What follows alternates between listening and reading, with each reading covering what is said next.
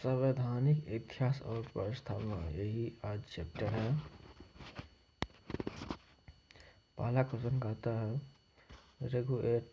Regulating act पारित किया गया था।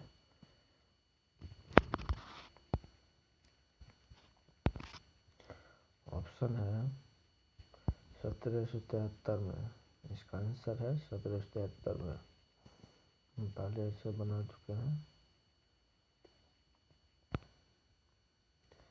उसके बाद महारानी विक्टोरिया को भारत की सामग्री नियुक्त किया गया था। कब नियुक्त किया गया था? 1858 में। उसके बाद माले मिंटो सुधार बिल किस वर्ष पारित किया था? तो 1919 में। माले मिंटो सुधार 1919 में।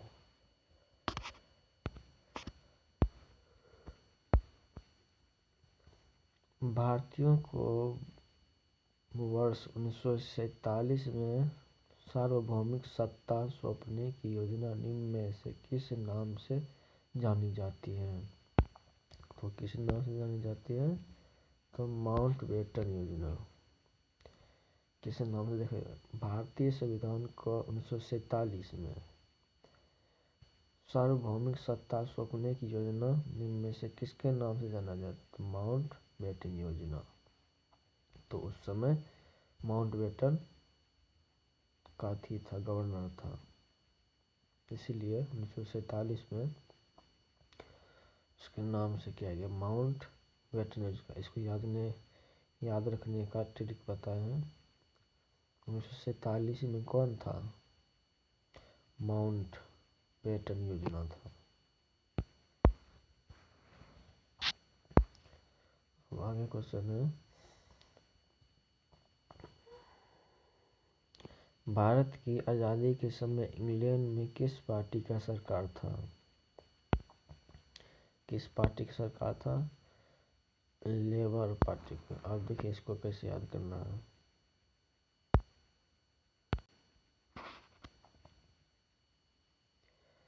देखिए, भारत की आज़ादी के समय, जिस भारत में आज़ादी के समय लेबर को वह कहते हैं मजदूर, तो मजदूर के तरह काम किया जाता था। इंग्लैंड कौन था? इंग्लैंड था अंग्रेज।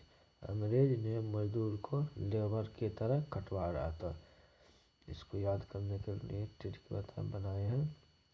तो भारत की आज़ादी के समय इंग्लैंड में किसकी पार्टी थी? तो लेबर की तरह काम करवा रहा था आज़ादी के समय।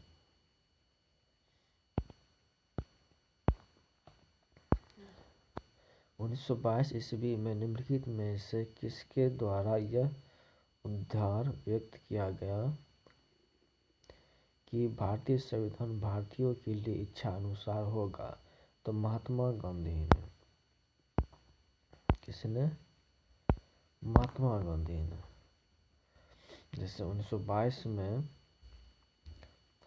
निम्न में से किस उद्गार व्यक्त किया कि भारतीय संविधान भारतीयों के अनुसार होगा? तो महात्मा गांधी, भारत का राष्ट्रपिता महात्मा गांधी।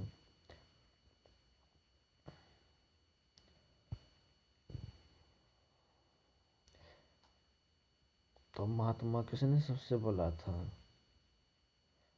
महात्मा सुभाष चंद्र बोस ने सबसे पहले बोला था।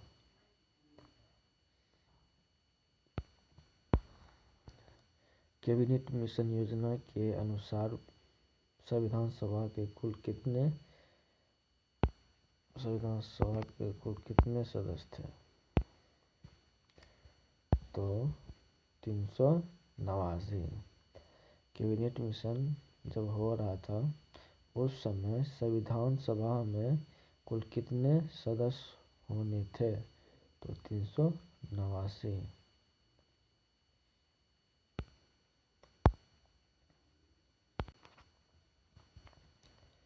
अब देखिए अगला प्रश्न, संविधान सभा के लिए चुनाव कब संपन्न हुआ? संविधान सभा के लिए चुनाव कब संपन्न हुआ? 1946 में। जैसे संविधान सभा में कौन कौन मतलब रहेगा उसका चुनाव हो गया और तो 1946 में संपन्न हुआ। तो भारतीय संविधान सभा की स्थापना कब हुई? तो भारतीय संविधान सभा की स्थापना कब हुई? तो 9 दिसंबर 1946 को भारतीय संविधान सभा, जिसे भारतीय संविधान की सभा की स्थापना कब हुआ? 9 दिसंबर 1946 को।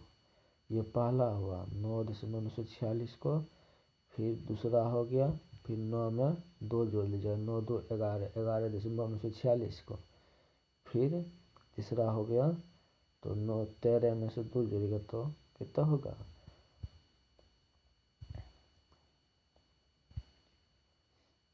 9 में 2 जोड़िएगा 11 दिसंबर 1946 को। फिर 11 में 2 जोड़िएगा तो 13 दिसंबर 1946 को। तीसरा, पहला दूसरा तीसरा।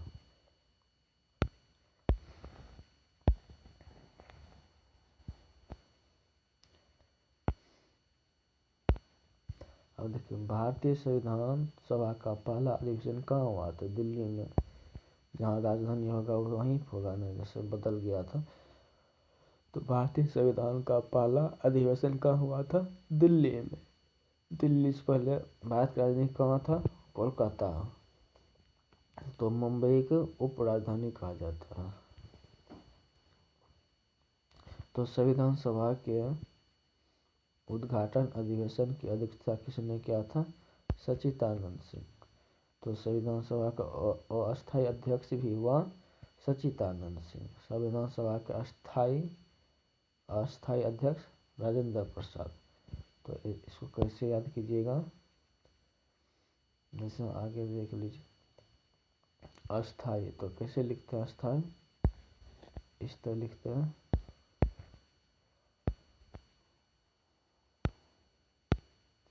ऐसे लिखते हैं अस्थायी, तो र से राजेंद्र। ठीक, ये ध्यान में रखिएगा।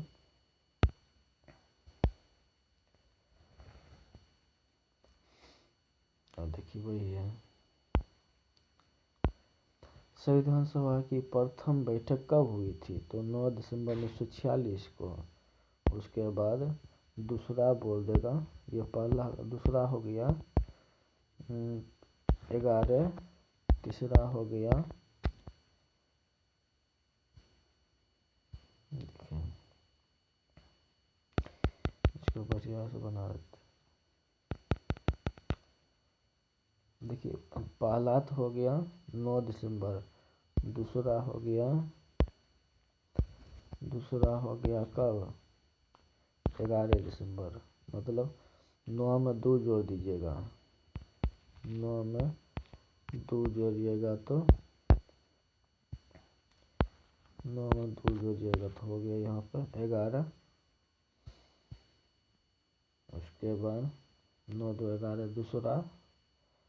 दूसरा कब होगा?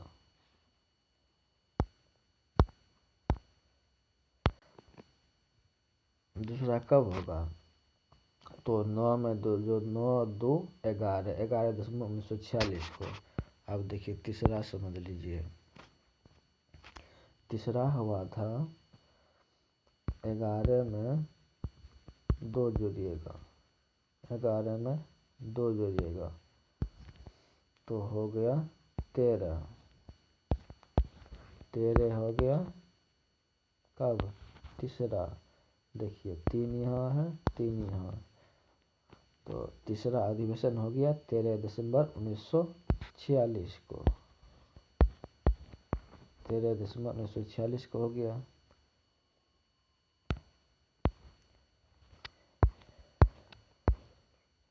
अब देखिए भारतीय संविधान के अस्थायी अध्यक्ष, अभी तो बतवे किए हैं। अस्थायी अध्यक्ष कौन थे? सच्चिदानंद सिंह। भारतीय संविधान के अस्थायी अध्यक्ष कौन थे? सच्चिदानंद सिंह। भारतीय संविधान के अस्थायी अध्यक्ष, अभी तो बतवे किए थे।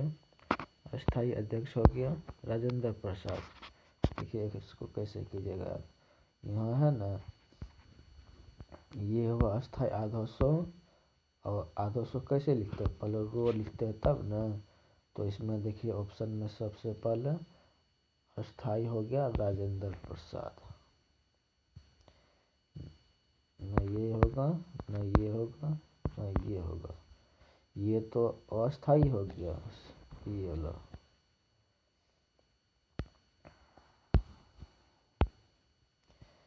ये तो समझ गए होंगे।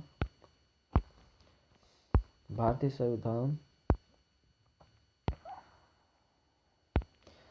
संविधान सभा की प्रारूप समिति के अध्यक्ष कौन थे प्रारूप में?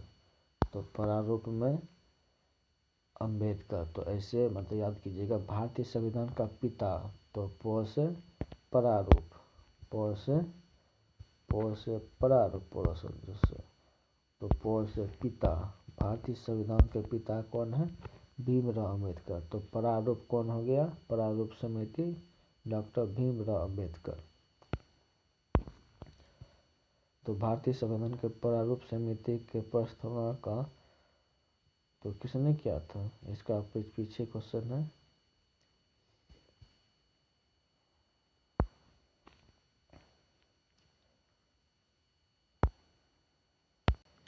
उसका हो गया, कौन हो गया? राजेंद्र प्रसाद।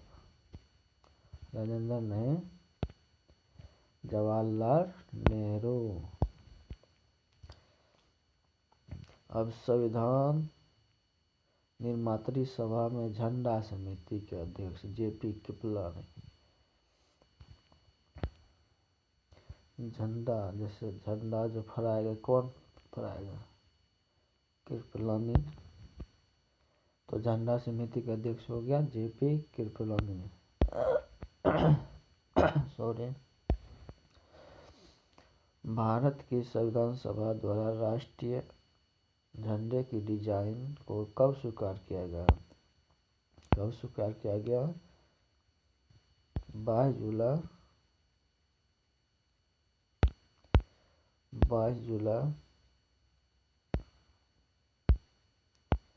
22 जुलाई कब? 1947 को। डिजाइन, जैसे भारतीय संविधान में सभा द्वारा राष्ट्रीय झंडे की डिजाइन, जैसे झंडा जो बनाया, झंडा जैसे ये बनाया, इसमें जो है ना 24 तीली है। इसमें 24 तीली है। तीली मतलब लकीर, ये सब जो लकीर है 24 ठो है। तो एक चक्र है। तो इसी को बनाया कब? 22 जुलाई 1947 को। अब देखिए, संपूर्ण भारतीय संविधान के निर्माण में संविधान सभा को कितने समय लगा था? तो 2 वर्ष 11 माह 18 दिन। 2 वर्ष 11 माह 18 दिन।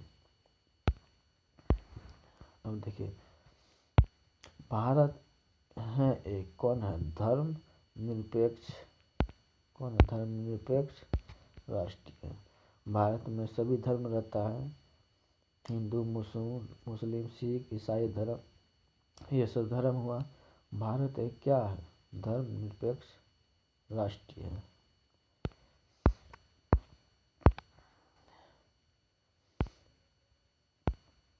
और देखिए, भारतीय संविधान की आत्मा किसे कहा जाता है? प्रस्तावना को।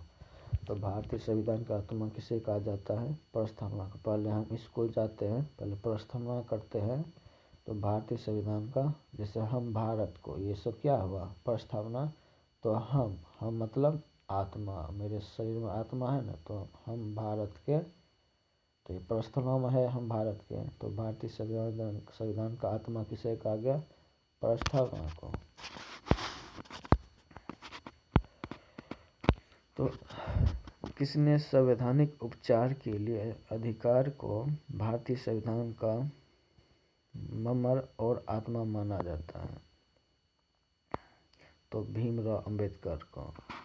भीमराव अंबेडकर को भारतीय संविधान का आत्मा, तो अनुच्छेद बोल देगा, अनुच्छेद हो जाएगा 32,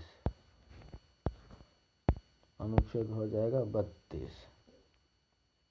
बोल देगा भारतीय संविधान के किस अनुच्छेद को भारत का आत्मा कहा गया है, तो सिर्फ 32 अनुच्छेद हो जाएगा। तो भारतीय संविधान का पिता या आत्मा भारत के किस व्यक्ति को कहा जाता है, डॉक्टर भीमराव अंबेडकर।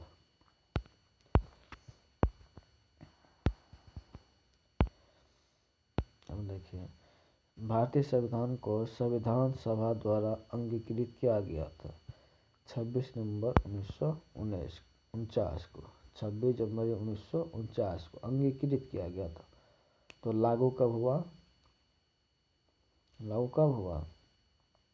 इसको आप कमेंट में से दीजिए कब लागू होगा।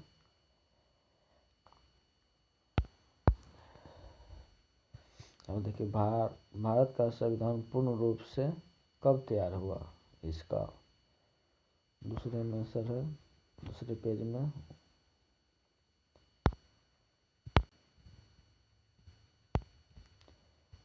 अब देखिए, यहाँ इसका आंसर है 26 नवंबर 1949 को, 26 नवंबर 1949 को।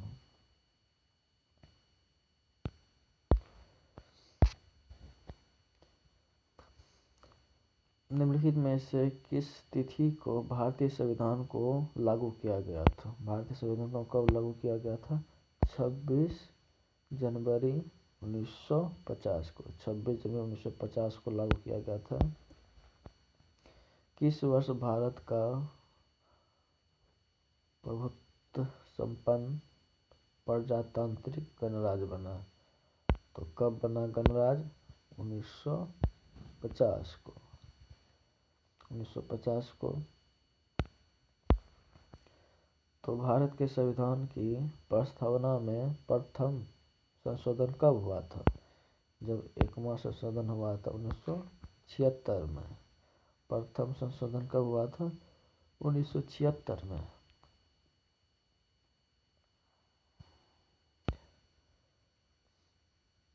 अब देखिए, संविधान की विशेषताएं। विश्व का सबसे बड़ा लिखित एवं सर्वाधिक व्यापक संविधान वाला देश, तो भारत सबसे बड़ा है। विश्व का सबसे बड़ा संविधान कौन है, भारत का लिखित और सर्वाधिक व्यापक संविधान भारत का है।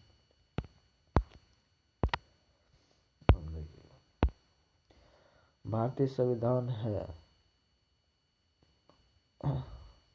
अत्यंत कठोर, अत्यंत लचीला। इसका मतलब होता है सतत कठोर, असतत लचीला, मतलब अत्यंत कठोर। तो ऑप्शन आएगा, बस मार दीजिएगा ये।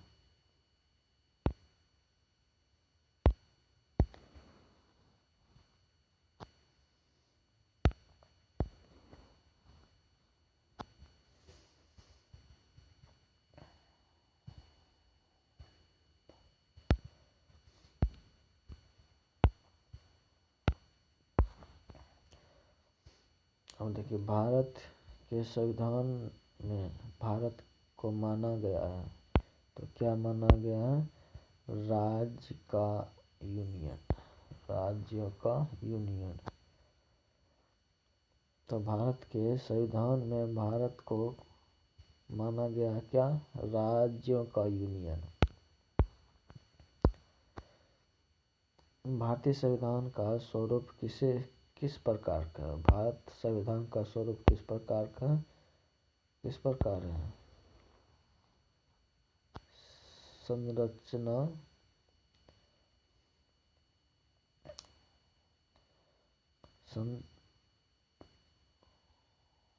संरचना में संज्ञात्मक, भावना में एकात्मक, संरचना में संज्ञात्मक, भावना में एकात्मक।